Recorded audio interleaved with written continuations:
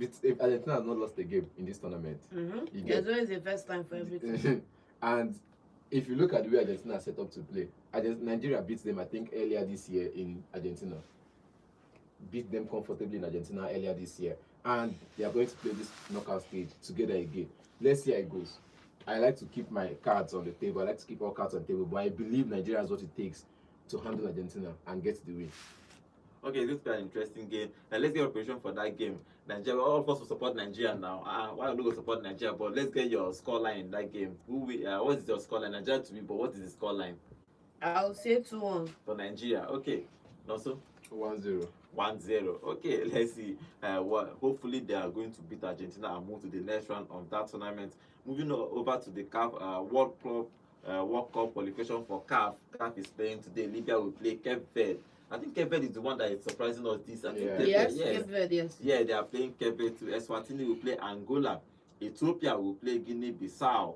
Mauritius will play Cameroon. Comoros will play Madagascar. Chad will play Mali. Djibouti will play Egypt. Sierra Leone will play Burkina Faso. Central African Republic will play Ghana. Tanzania will play Zambia, and finally Niger will play Congo. Okay, let's talk about Egypt and Djibouti. How do you see that game? Who do you think will win that game? Let's get your prediction for that game. I think it's going to be Egypt winning. No slack to Djibouti, but Egypt winning. They have what it takes. Basically, if you talk about a team that has the manpower, that has the talent, they have the star power. I know some pundits in England are saying that somebody is lost or whatever. That one is his own problem. If he cannot be a successful manager, he should mind his comments about other people that are playing football. At least still playing football till now, unlike him. Okay, who wins in that game also? If you fire shots at my United legends, John, be resting. Be resting. My United legends have done the most. That have not done anything. They have done the most. My United legends have not done anything. How many successful Manchester United legends is a manager right now in top football? In Europe, yes. In top football. How many in Europe? They just sack one. They just sack one Van Nistelrooy. No worry. I will give you names when I'm ready. But again, good game. You get Egypt. It's going to be a good game with Egypt. But again, with the likes of everybody bantering Salah, it's becoming a problem because man is not the only one that plays for big teams. Bro, once upon a time there was a Trezeguet there. Thank you. Mahmoud Trezeguet that was playing for Aston Villa, and the guy came to the Egyptian team and flopped. There is this guy that is playing for Fulham, that was playing for Fulham at some point. There were many of them playing for the English Premier League. Many of them, about 4 or 5 of them played for the English Premier League team at a time, and all of them came to the Egyptian team and flopped. So let's not come and say because of this person is the only constant that has been there for the life. Now Mamouche done it for the same team. She been with the shout Mamouche, Egyptian prince. He's out injured. He done it for the same team, and now he's injured. So let's see how it goes because he cannot come and fault the whole setup to one player that is not doing well. His numbers are not up there. Yes, we know he's not scored in major finals in CAF, but again, CAF is very physical. You see how he plays against physical teams in England. We played against Newcastle, that was very physical. He played against Crystal Palace. He played against PSG last season. Anytime you want to hold Salah, just be very, very physical, and basically you just get him off his game. You basically get him off his game. So you cannot fault one person for the whole setup of Egyptian team. But I think this one, they're going to go in and win this one. And if they win this one, they qualify basically. So why not just qualify early? Oh, okay. Let's see who wins in that one. Okay, Central African Republic will play Ghana. Our Ghana brothers. Ghana surprisingly will qualify for the World Cup because they have 19 points. They have 19 points on the table, even though Madagascar has 16 points. So even though that if they lose this game, Madagascar they have +4 goals. So it's possible depending on the margin.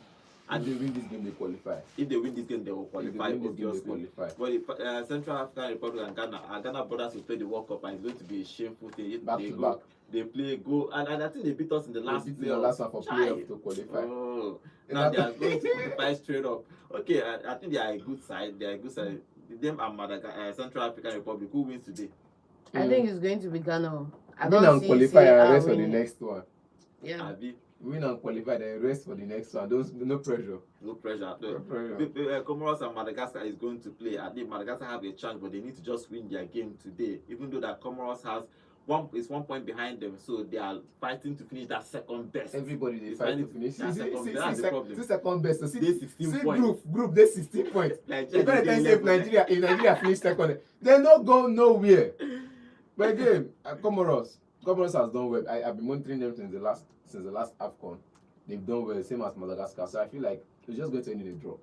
Like end in a draw. It's probably going to end in a draw. Okay, let's see what happens. For example, when you talk about Egypt has 20 points, so they have qualified already for the World Cup for next summer. The second position there has 15 points.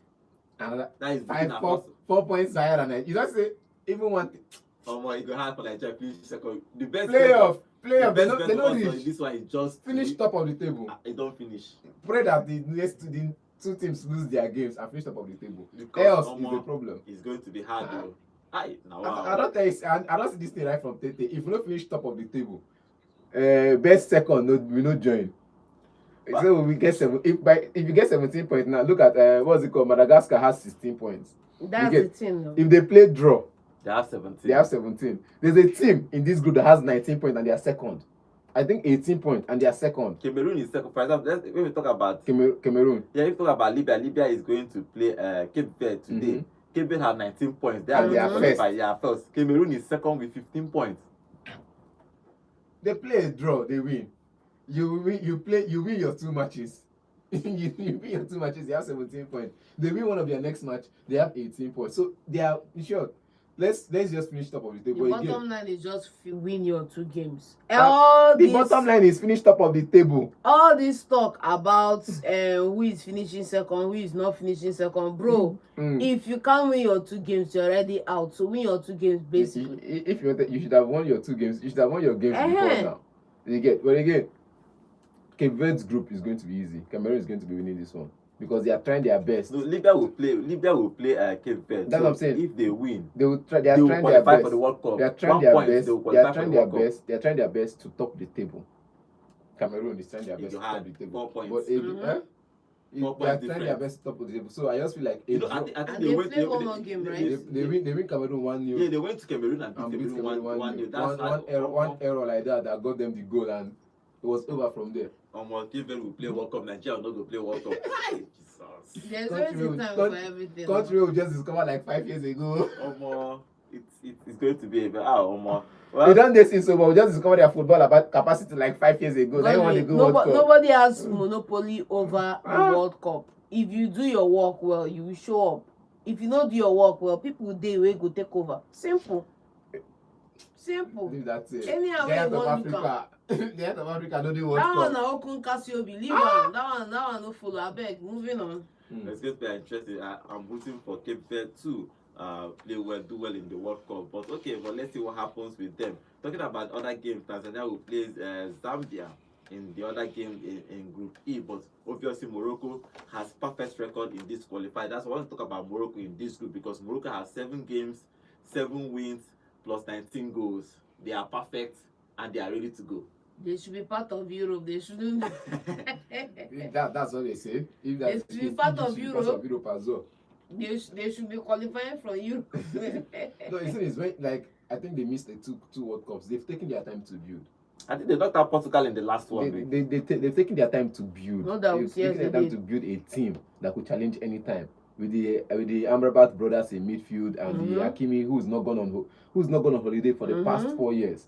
So that guy is a machine. They've taken their time to build and they are still building. And again, I used to say, if you want to focus on football, don't just focus on the attack and sell most of the base players. At least when you're selling the base players as well, at least when they are nearing retirement, try to bring them back to help set up the young guns and promote young academy graduates as well. You go there, you see if you go to Morocco now, you see their young setup improving drastically with one retired player or one about to retire player playing for each club. The environment has to be right. For example, players that are looking to retire are looking to Saudi, MLS, or anywhere else in Europe. Maybe their alma mater coming up in the game. In Nigeria, if we want to bring our best players back to come and do that job here, there has to be a structure in place. Ahmed Musa just come Kano Pillars. There has to be a structure in place. Ahmed Musa just came back to Kano Pillars. As against over 9,000 talents exported. How is that? How many of them came back? I'm just telling you how to. It's not by. I'm not putting the gun to your head to come back. No, I'm just saying how many out of the 10,000 or more exported. You have to come back. I'm not saying it's a must. If you come back, you implement something. I think this man just started a new coaching job.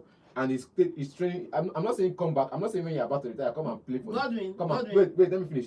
I'm not saying come and play for one club in Nigeria. I'm not saying playing for a club. Nobody is asking you to come and play for a club, but at least come and transfer knowledge, basically. Kenneth Omiro is setting up, I think, academy setup everywhere in the southeast. Currently, he's had a meeting with the governor of Enugu State. He's had a meeting with the governor of Abia State. He's had a meeting with the governor of Imo State.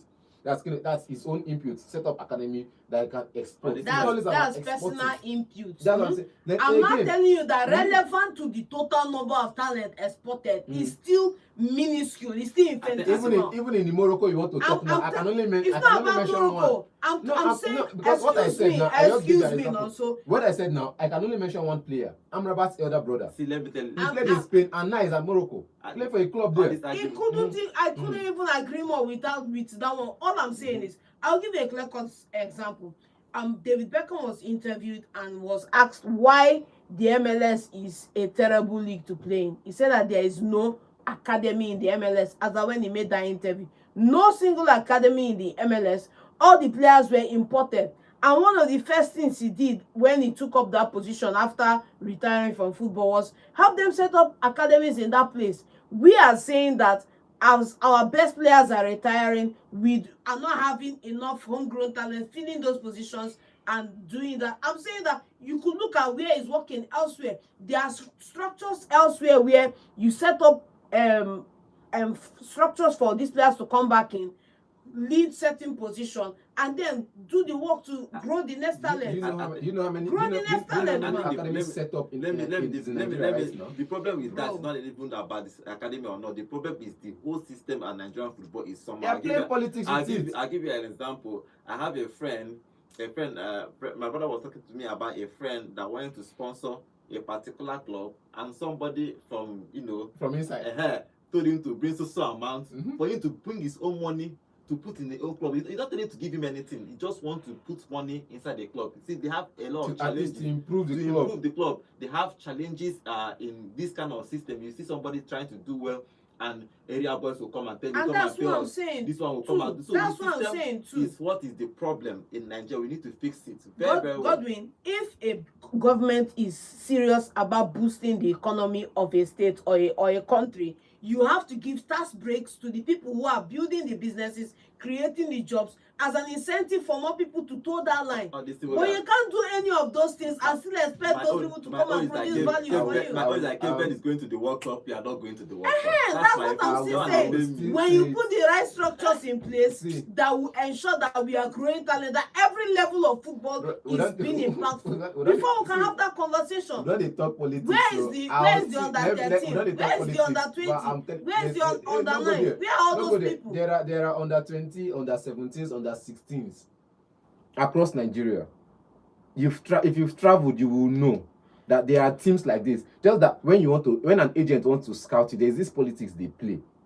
There's this amount of money you have to pay, and if you don't get that money, problem for you. Because if scouts don't carry you go trial, you pay at a huge. What if the trial doesn't work out? You come back home and you start again from afresh. So I'm just saying there should be a proper scouting system in place. They should want some of these players that have retired or about to retire, when they come back, at least there should be this. Because if you go to Lagos, if you go to the side of Lagos now, there's sometimes when you say Victor Osimhen is on the streets of Lagos, the academies he went to, and there are setups that are like that. So if you want to select players from this setup, don't select based on political reasons. And number two, all these things we are talking about, everybody, all these young players, they want to play abroad. So it's still the same export. thing. They want to play abroad. How about the guys that are still in secondary school, man? What about the guys in primary school, man? Okay, let's go to our YouTube channel because this conversation is a very long conversation. Nigeria, if you're tired, we just rest, continue to go.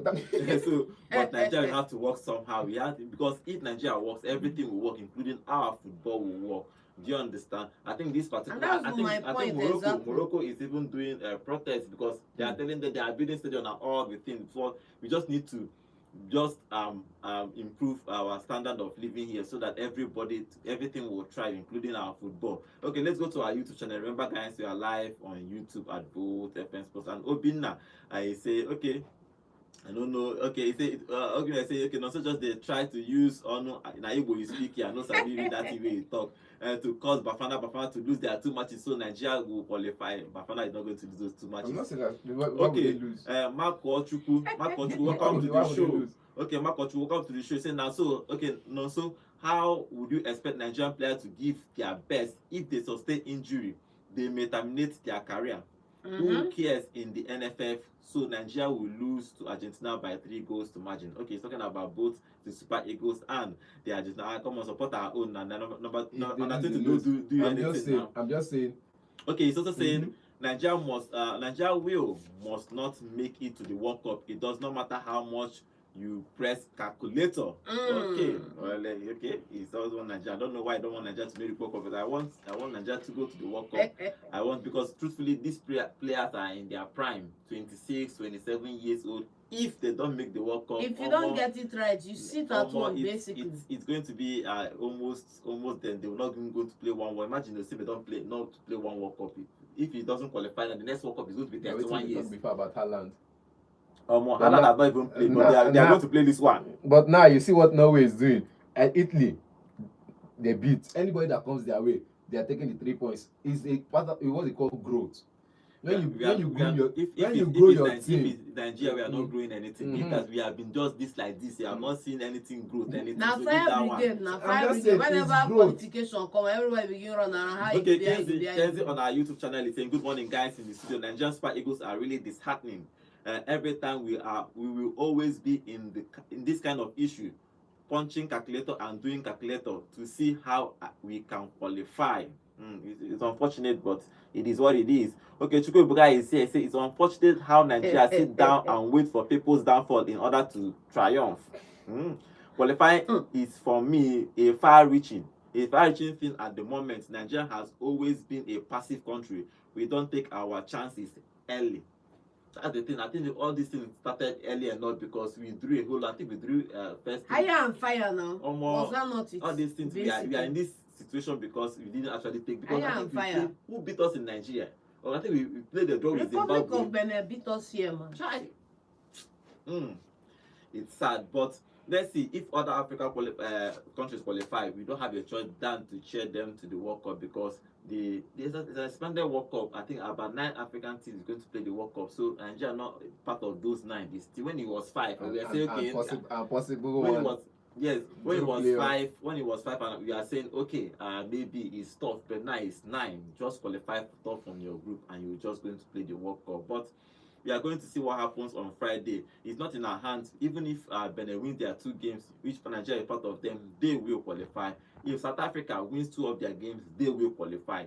If Nigeria wins 2 of their games, there is not even possibility that they are going to qualify or even finish the best 4 in Africa in 2nd place. So it's a very long shot for Nigeria, but we have hope. Not Nigeria will be again. Our hope no they finish. Opium. Our hope no they finish. Hope without work. But what do we go do now? So African qualifying is happening everywhere. Hopefully Africa is going to do us proud.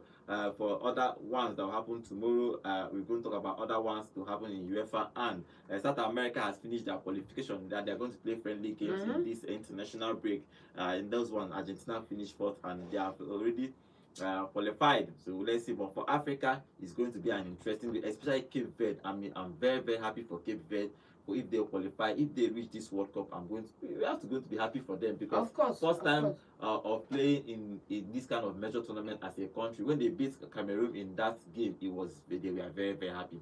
If you look at Group A in African World Cup qualifying, Egypt is first in Group A. First and second is Burkina Faso with 15 points.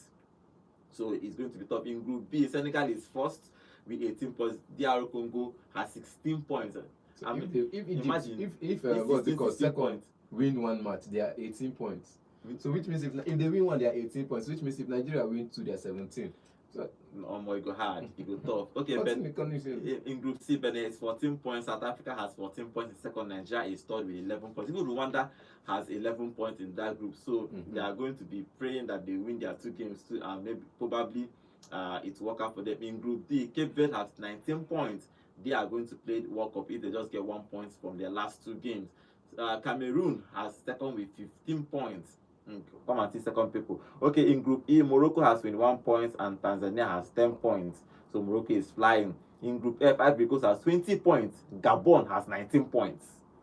That this will go finish top second if they don't qualify. So, but I think they were winning all their games. Gabon is doing work.